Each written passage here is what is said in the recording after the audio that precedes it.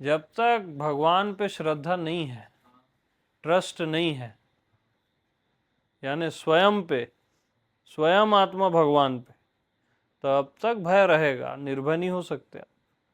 एक रत्ती भर भी संदेह किए तो भयभीत रहोगे। श्रद्धा तो चाहिए ही चाहिए। पर्दा खुलने के टाइम को कोई भय जैसी कोई चीज लगती है? पर्दा खुलने के टाइम पे भी हो सकता है भय, तो भी हो सकता है, क्योंकि जब तक पूरी निष्ठा नहीं हुई है, कंप्लीट श्रद्धा, तब तक सब बीमारियां रहेंगी, मान के चलो। कंप्लीट सिद्धा तो पर्दा खुलने के बाद ही होगी ना। हाँ, तो डरे डरे भी, लेकिन पर्दा तो खोलना पड़ेगा।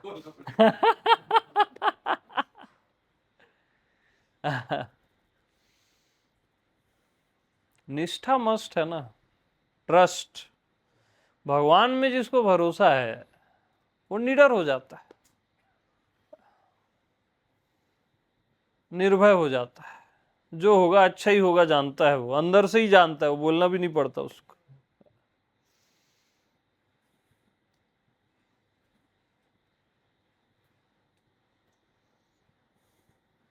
और जो संदेह करता है परमात्मा पे, वो तो बस अग्नि में जलता रहता है, संदेह की अग्नि में। सती जैसे देवी को जलना पड़ा, सोचो। राम पे डाउट की कि ये कैसे पर ब्रह्म है, कैसे भगवान है, ये तो सीता के लिए रो रहे हैं। वहीं महादेव प्रणाम कर रहे हैं कि ये भगवान है भैया, वहां सती डाउट कर, उधर से राम महादेव को प्रणाम करते हैं। जानते हैं ना एक ही है, परमात्मा दो होता ही नहीं ना जी, दिखता दो है, तीन है, अनेक है, रहता एक ही है। भेद बुद्धि भेद करती है, और राम और शिव में भी भेद कर देते हैं लोग। भगवान में भेद।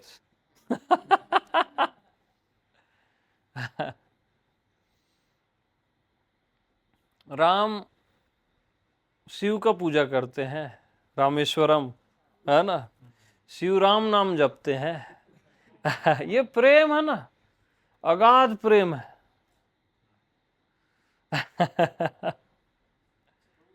और शिव के और स्वरूप हनुमान जी, वो भी राम के सेवक। हाँ, क्या बोले आप?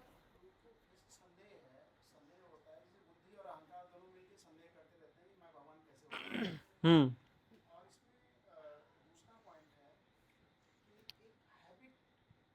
नहीं नहीं, एक गड़बड़ है यहाँ पे। ऐसा मैं नहीं है वो, बुद्धि और मन, इसके अंदर जो खाली इशारा कर रहे हो ना, मैं भगवान, उस पे संदेह करेंगे। बुद्धि और मन मैं भगवान, ऐसे पूरा अस्तित्व, पूरा अस्तित्व का मैं है ये, उस पे संदेह नहीं कर सकते। हाँ, आप इंडिविजुअल मैं बोलोगे तो वो गड़बड़ है, फिर वो अहंकार के भी चांस है।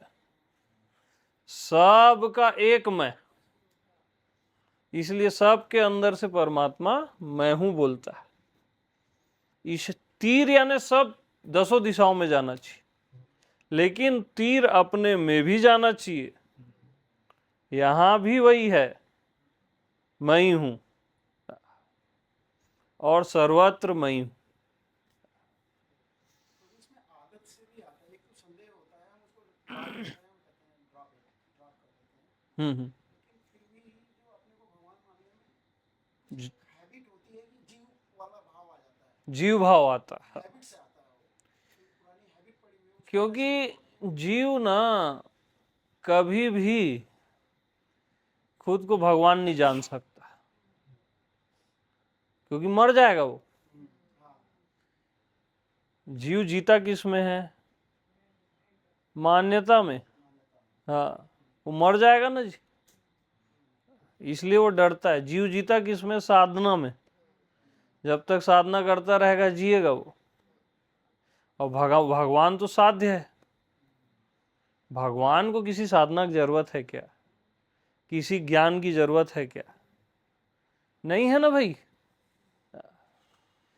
तकलीफ एक ही है, आपको निष्ठा नहीं होती। निष्ठा हुई तभी बात खत्म होती। निष्ठा होते ही जीव खत्म। आत्मनिष्ठा होते ही जीव खत्म। आत्मनिष्ठिक।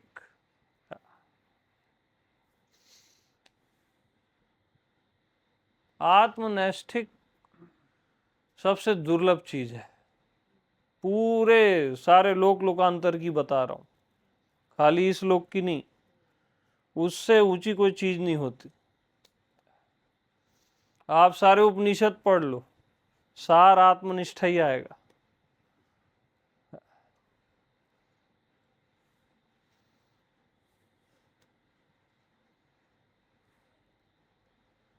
और आत्मनिष्ठा आती है निरंतर सत्य के संग से, सत्संग से। जब अपनी आत्मा में आप जीते हो, उसी की सोचते हो, उसी में मरते हो, जीते हो, निहत्थे कृष्ण में समर्पित होते हो, तभी आत्मनिष्ठा आएगी। सपने में भी डाउट ना हो, है ना? संदेह होना ही नहीं चाहिए।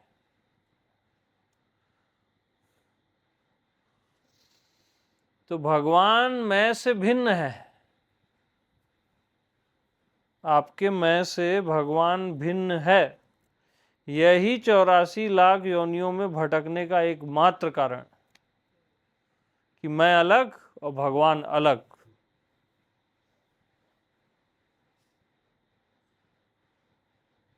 किसी से भी भगवान भिन्न है ही नहीं भैया। होता नहीं, भगवान भिन्न कैसे हो जाएगा? सब में रमा है, असंभव।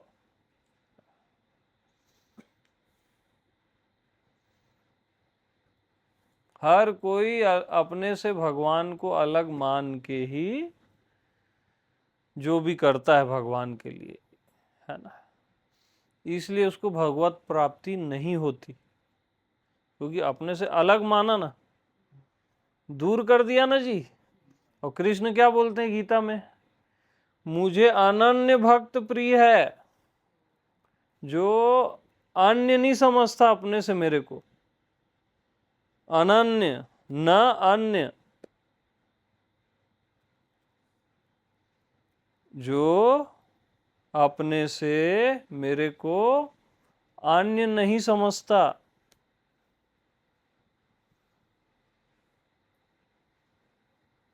अतिशय प्रिय है अर्जुन मेरे को बोलते हैं। और हर कोई देखो भगवान को अन्य समझ रहा है अपने से। अब कहां से मिलेंगे भगवान यार?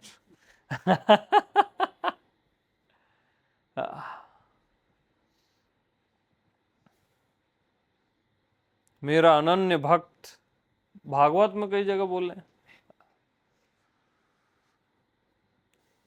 अन्य भी मान के कोई उसको पूजता है ना, प्रार्थना करता है, तो भी वो कल्याण करता है, लेकिन बहुत देर, लेंदी प्रोसेस है वो। कई जन्म आपके खराब होंगे, बहुत लंबा प्रोसेस है। अनन्य, आपसे अन्य नहीं है परमात्मा, किसी से अन्य नहीं है। तृण से लेके ब्रह्मा तक सब में एक समान रहता है, किसी में कम ज्यादा भी नहीं रहता। ऐसा नहीं कि चींटी में कम है और ब्रह्मा में ज्यादा है, सब में एक समान, तब सत्य है वो। प्रभु व्यापक सर्वत्र समाना, प्रेम ते प्रकट होई मैं जाना। प्रेम से प्रकट होते हैं। और आप जिस पे भरोसा करते ही नहीं, उस पे प्रेम कैसे करोगे?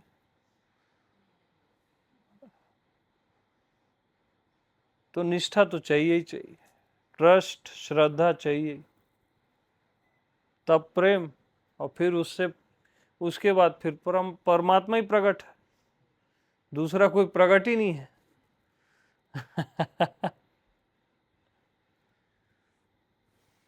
तो आत्मनैष्ठिक रहो भैया, है ना। बाकी सब किस्सा कहानी है, थोड़ी देर का नाटक है। ये सब जो भी देख रहे हो ना, ये नाव डूबी जाएगी, और सब की डूबेगी, बता रहा हूं।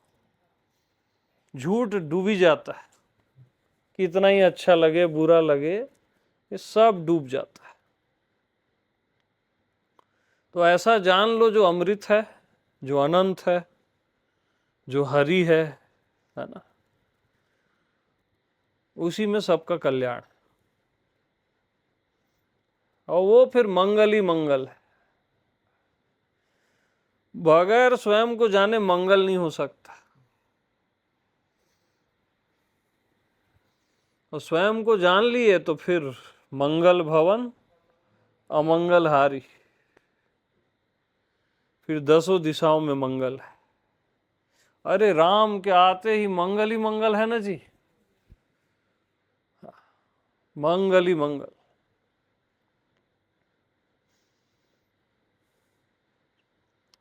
तो राम जो सब में रमा है, जो आपकी आत्मा है। सीता तक भ्रमित हो गई, बोली मैं अपने देह का त्याग कर दूंगी, राम ने मेरा त्याग कर दिया। जल समाधि लेने जा रही थी। भ्रम कैसे घेरता है देखो, भ्रम बहुत बड़ी चीज है ना। तब वहां वाल्मीकि मिले नदी तट तट पर उसको, सीता जी को। तो बोले सीते तू क्यों जल समाधि ले? सीता बोली राम ने मेरा त्याग कर दिया गुरुदेव। तब वाल्मीकि बोले दशरथ पुत्र राम ने तेरा त्याग किया है। जो राम सब में रमा है, क्या उसने तेरा त्याग किया है? जो राम सब में रमा है, सीते क्या उसने तेरा त्याग किया है? नहीं गुरुदेव बोली। वापिस आ गई, बोध हो गया। ये लीला रचते हैं भाई, सीता में तो बोध रहेगा ही ना, बट फिर भी लीला रचते हैं कि लोगों को समझा सके। यहां तक भ्रम आ जाता है करके। तो मैं भी आप लोग को बोलता हूं सबको, जो राम सब में रमा है, उसने क्या आपका त्याग किया है? किसी का त्याग नहीं करता यार वो। वही तो राम है जो किसी का त्याग नहीं करता। जो आपको त्याग दे वो कैसे राम होगा? जो किसी का त्याग करता ही नहीं है, वही तो राम है।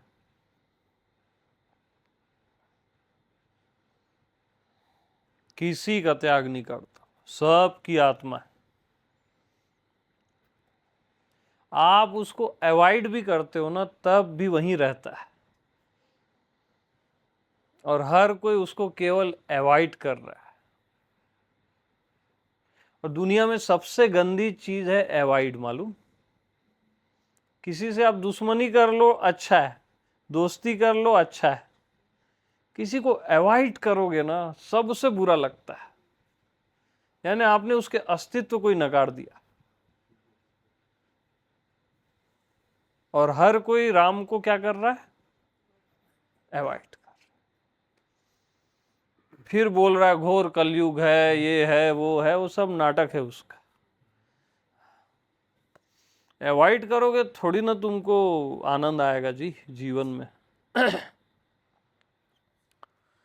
तो भैया राम विमुख सुख स्वप्ने नाही, असंभव है सुख। और हर कोई राम से विमुख जी रहा है, आउटसाइड, भीतर नहीं। ये सब विमुख में जी रहा है, शरीर मन सब। सपने में भी सुख नहीं मिलेगा।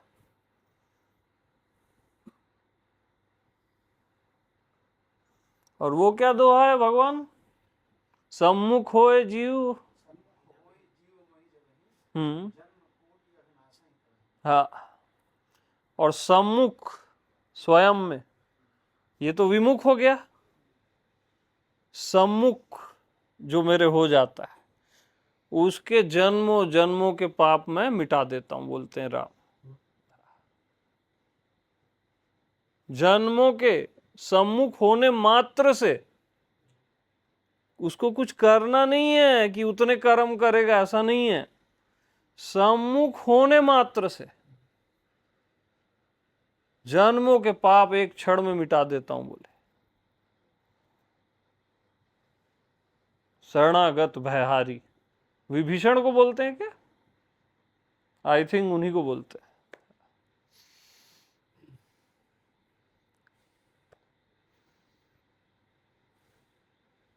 सुंदर कांड का है मेरे ख्याल से। हाँ,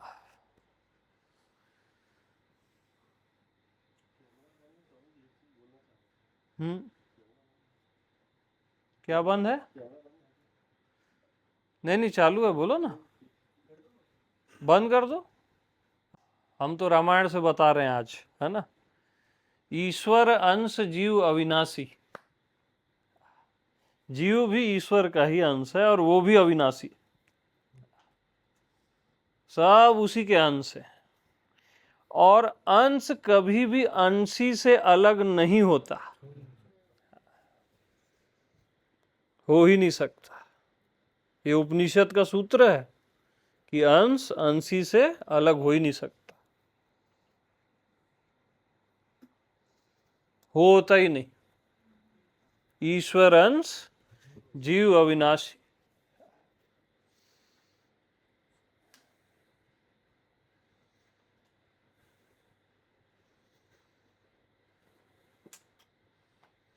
हर कोई अविनाशी है, इसलिए हर किसी के अंदर वो अविनाशी बैठा है ना यार। घट घट वासी, क्या है? जय अविनाशी, व्यापक परमानंदा। जय जय अविनाशी।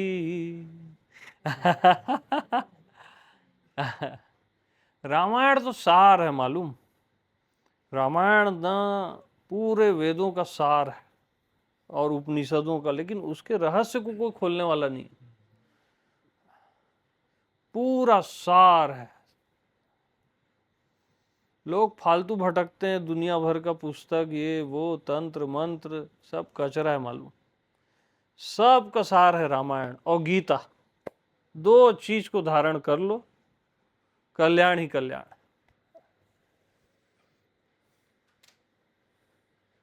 बात ही खत्म। वो यानी आपका कल्याण ही करेगी, कभी भी आपका अहित नहीं होने देगी। और आप और कई चीजें पढ़ लो, वेद उपनिषद को छोड़ दो, कई चीजें वहां अहित के चांसेस भी रहते हैं, होता ही है। आप देख लो परिणाम। रामायण और गीता किसने किसी का अहित नहीं किया।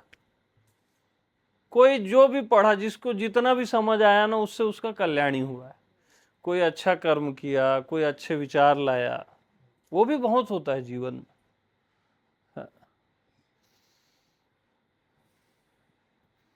लेकिन जो चीज सहज में उपलब्ध होती है ना, उसकी हम कद्र नहीं करते। हम खोजते हैं एकदम कोई गुप्त विद्या हो, कुछ हो, उसी में झपाते हैं। उसमें मेहनत भी करते हैं, मेहनत भी करते हैं और झपाते हैं। हाँ, नहीं भाई, सहज सांस लेते हैं तो वायुदेव का कभी सम्मान नहीं करते। वही साला जब ऑक्सीजन लेने जाते हैं आईसीयू में, और एक सांस भी दे दो, भगवान बोलते हैं वायुदेव।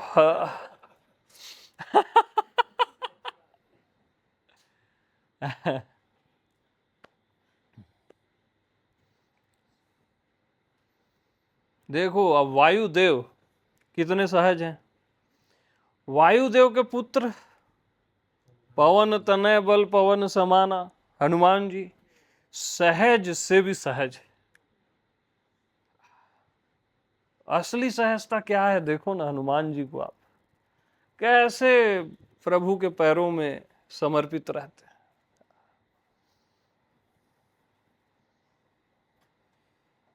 पराकाष्ठा है सहजता की,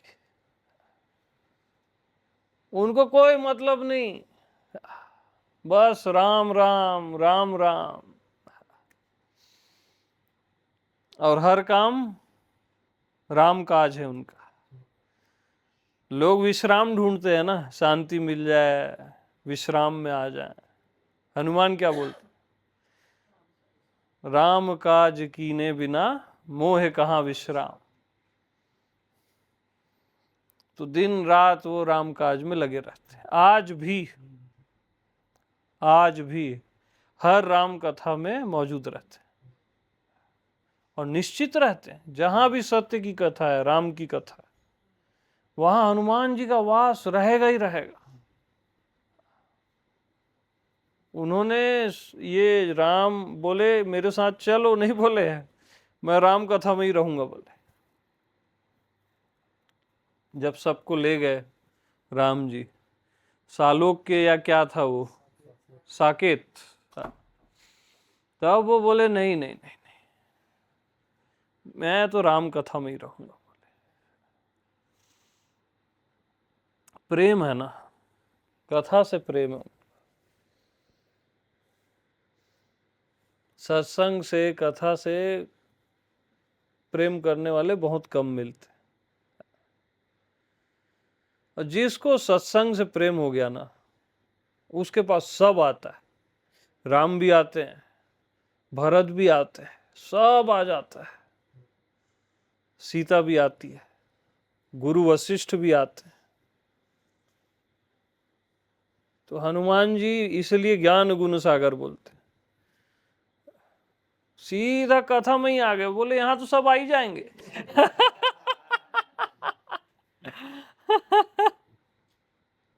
और कथा का रस अलग, उसका आनंद और अलग, और सब तो आ ही जाएंगे बोले इसमें।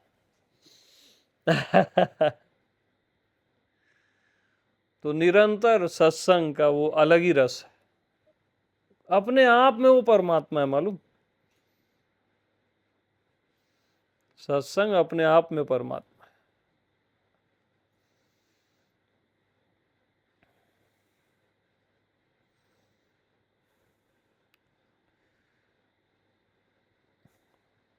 तो राम क्या बोले हनुमान को, तुमसे उर्ऋण हम नाही। भगवान बोल रहे हैं, अवतार क्या बोल रहे हैं, तुमसे उर्ऋण हम नाही। मैं तुमसे उर्ऋण नहीं हो सकता हनुमंत, यानी ऋण नहीं चुका सकता। इन द सेंस तुम्हारा ऋण मैं नहीं चुका सकता।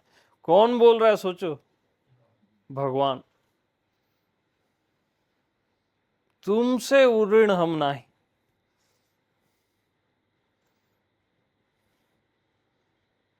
भगवान को बोलना पड़ जाता है भैया भक्त के लिए। ऐसे भक्त हैं हनुमान,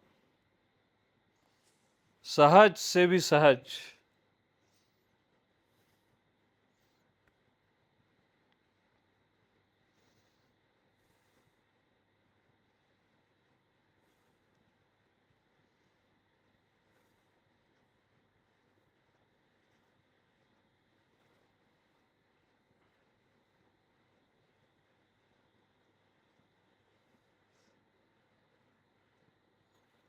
तो सदा रहो रघुपति के दासा, तब भी वो क्या है हनुमान जी का भाव, सदा रहूं रघुपति के दासा। आप लोग क्या सोचते हो, मैं आत्मा को नहीं जानते? उनसे ज्यादा अच्छे से कोई नहीं जानता। तभी कोई कितना इतना सहज हो पाता है, वरना असंभव है, असंभव।